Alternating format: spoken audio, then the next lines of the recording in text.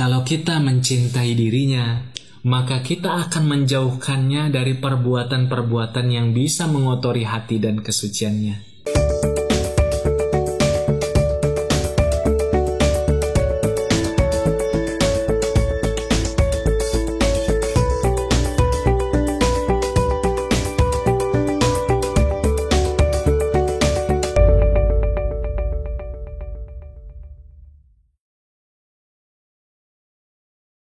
Bismillahirrahmanirrahim. Assalamualaikum warahmatullahi wabarakatuh. Teman-teman, alhamdulillah kita kembali bisa bertemu di hari Sabtu malam ini bersama dengan saya Arif Rahman Lubis di channel YouTube Arif Rahman Lubis.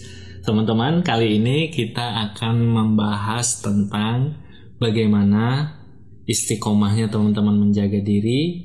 Insya Allah akan jadi jalan kehadiran pertolongan Allah lewat kehadiran jodoh sejati untuk teman-teman.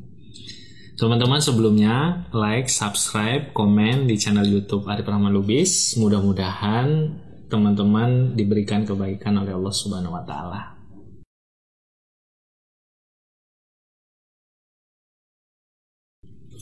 Teman-teman, saya akan membahas sebuah kisah di mana kisah ini ada di buku Ensiklopedia Akhlak Rasulullah Shallallahu Alaihi Wasallam, ditulis oleh seorang ulama, seorang penulis yang sangat handal, namanya Syekh Mahmud Al-Misri. Ini bukunya teman-teman, bagus sekali bukunya.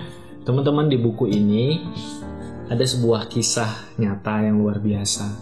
Kisah nyata ini terjadi beberapa ratus tahun yang lalu. Ada seorang penjaga kebun yang soleh namanya Al-Mubarok.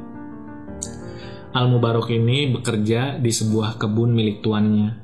Kemudian suatu ketika, tuannya meminta Al-Mubarok untuk mengambilkan beberapa buah delima yang manis.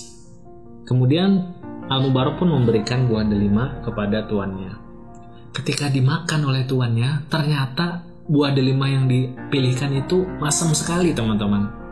Tuannya pun marah, "Wahai Al-Mubarok, kamu kenapa aku perintahkan mengambil delima yang manis, tapi malah kamu memberikan delima yang masam seperti ini?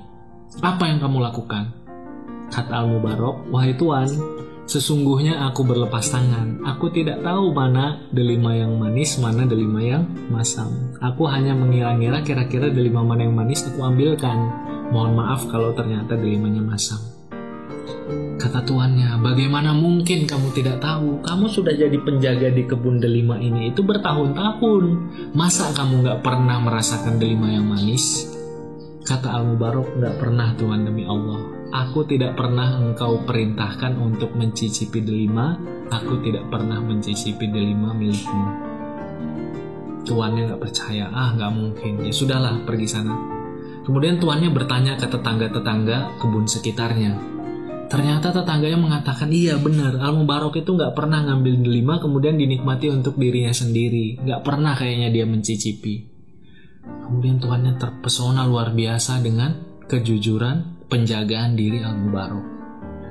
Teman-teman, satu ketika tuannya itu ada masalah yang luar biasa, jadi sesuatu yang memusingkan dirinya. Kemudian dia malah curhat sama Al-Mubarok, penjaga kebunnya.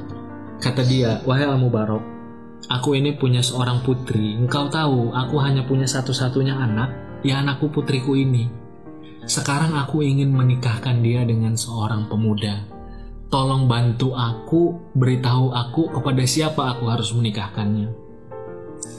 Kata Al-Mubarok, "Wahai Tuan, kalau orang Yahudi, dia menikahkan putri mereka dengan orang yang kaya. Kalau orang Nasrani, mereka menikahkan dengan orang yang tampan. Kalau orang Islam, maka orang Islam menikahkan putrinya dengan orang yang paling bertakwa. Maka Tuhan, carilah orang yang paling bertakwa, nikahkan putrimu dengan dia." Kata tuannya ini, "Wahai Al-Mubarok, sepanjang hidupku aku tidak pernah mengetahui seorang yang paling bertakwa, paling bisa menjaga diri selain dirimu.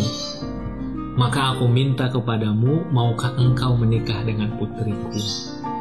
Teman-teman, menjaga diri, menjaga kesucian diri, menjaga dirinya, Al-Mubarok dianugerahi Allah anugerah menikah dengan putri tunggal tuannya. Dan bukan hanya itu teman-teman, setelah menikah dengan putri tuannya, dia dan istrinya diberikan anugerah anak yang soleh namanya Abdullah bin Mubarak. Abdullah bin Mubarak ini adalah ulama yang luar biasa ilmunya, ulama yang luar biasa jasanya bagi umat muslim. Teman-teman silahkan cari tentang Abdullah bin Mubarak ini. Teman-teman jaga diri, berusaha istiqomah menjaga kesucian diri, Allah akan balas dengan sesuatu yang lebih baik, bahkan dengan hadirnya jodoh sejati. Kang, itu kan yang laki-laki. Boleh cerita nggak kisah perempuan yang menjaga dirinya seperti apa sih? Ada juga teman-teman. Teman-teman mungkin pernah mendengarkan. Kalau pernah mendengarkan akan kita ulangi lagi. Kalau belum maka ini adalah kisah yang luar biasa. Seorang gadis penjual susu dini hari bangun sama ibunya, perintah ibunya, wahai putriku, campurkanlah susu yang akan kita jual dengan air putih. Biar apa? Biar makin banyak jumlah susu yang bisa kita jual, biar kita makin untung, kata ibunya. Ini dini hari, ya. Dini hari orang-orang sedang tidur. Kata putrinya, wahai ibuku, sesungguhnya aku tidak mau mencampur susu dengan air putih. Karena khalifah saat itu Umar bin Khattab, Amirul Mukminin Umar bin Khattab, melarang kita untuk curang dalam berdagang. Gadis ini sangat menjaga dirinya. Ibunya nggak putus asa. Ibunya mengatakan, wahai putriku, sesungguhnya khalifah sedang tidur. Dia nggak mungkin mendengarkan, dia tidak mungkin mengetahui perbuatan kita. Padahal teman-teman, saat itu Umar bin Khattab lagi belusukan. Dan tepat di luar rumahnya Umar sedang mendengarkan percakapan dari putri dan ibunya tadi. Kata putrinya menjawab ibunya, wahai ibuku, mohon maaf aku tidak bisa melakukannya. Karena kalaupun Umar tidur, kalaupun Umar tidak mengetahui, maka Tuhannya Umar saat ini tidak pernah tidur, dan Tuhannya Umar maha mengetahui apa yang kita lakukan. Teman-teman, di luar Umar menangis. Umar terdiam, tidak bisa berkata apa-apa. Kemudian tidak berapa lama azan subuh berkumandang, Umar pun pergi ke masjid untuk sholat subuh. Pulang sholat subuh, apa yang dilakukan oleh Umar bin Khattab radhiyallahu anhu?